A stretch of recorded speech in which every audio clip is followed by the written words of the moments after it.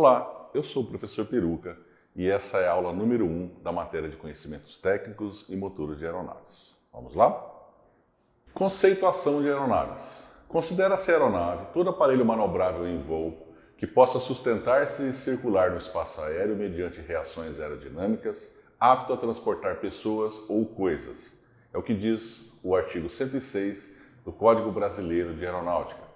E em se tratando de aeronaves, nós poderíamos dizer que, genericamente, elas são classificadas em dois grandes grupos, os chamados aeróstatos e os chamados aeródinos.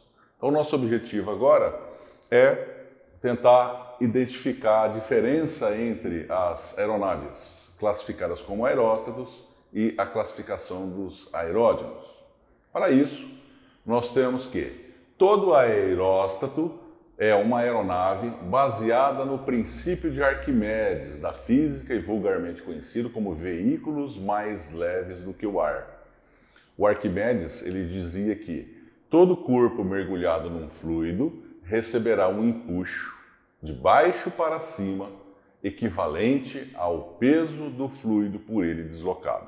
Então o que nós temos aqui nessa imagem, pessoal, é um objeto suspenso, preso a uma balança, com a indicação de 4 newtons de força sendo atuada sobre ele. A partir do momento que esse objeto é inserido dentro de um fluido, o princípio de Arquimedes atuará sobre o corpo de uma tal maneira que a força que atuará sobre o objeto, no sentido de baixo para cima, terá a intensidade equivalente ao peso que foi deslocado pelo fluido. Então, no caso aqui representado pelo fluido que transbordou do recipiente e veio a depositar num recipiente à parte colocado sobre uma balança, e essa balança acusou aqui um peso ou uma força de 3 newtons. Portanto, de acordo com o princípio de Arquimedes, a força que atuará sobre esse objeto terá uma intensidade de 3 newtons.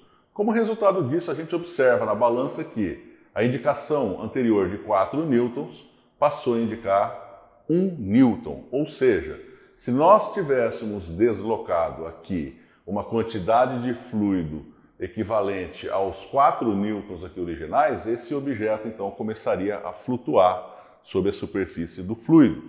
Então, com base nessa ideia, foram construídas aeronaves que têm a capacidade de alçar voo de acordo com um empuxo arquimediano. E aqui no caso nós temos uma das primeiras aeronaves inventadas pela humanidade, que foram os balões. Então os balões e também os chamados dirigíveis, eles se enquadram dentro da categoria dos chamados aeróstatos. Então, balões e dirigíveis são aeróstatos. Nesses veículos, o empuxo ele é controlado pelo piloto e pode ser igual, maior ou menor do que o peso. A direção do voo é controlável somente no dirigível, a qual possui lemes para esse fim. Então, nesse caso aqui, qual foi a mágica?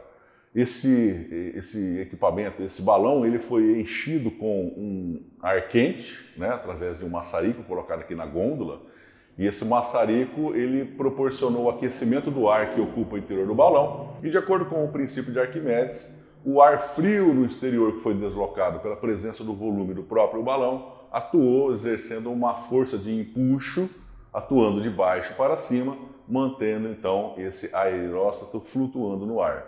Infelizmente, os balões eles não têm capacidade de dirigibilidade, portanto o piloto do balão ele consegue apenas controlar a altitude, abrindo ou fechando válvulas que ficam no topo do balão, de modo a liberar o ar quente, de modo que ele possa aí controlar a altitude do voo. Mas, infelizmente, ele é levado pelos ventos, sem possibilidade de dirigibilidade.